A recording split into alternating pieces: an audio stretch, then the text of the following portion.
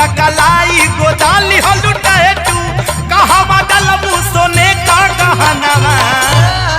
गोदवा बालू हो गोदानावा गोदवा बालू हो गोदानावा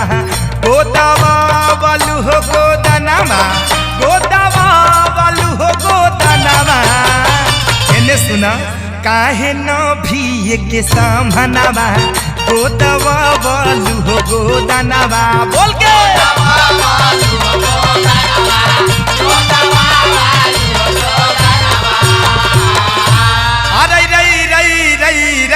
अरे और पीस का महिपाल भैया एकदम मोह के घी अलगा कर दो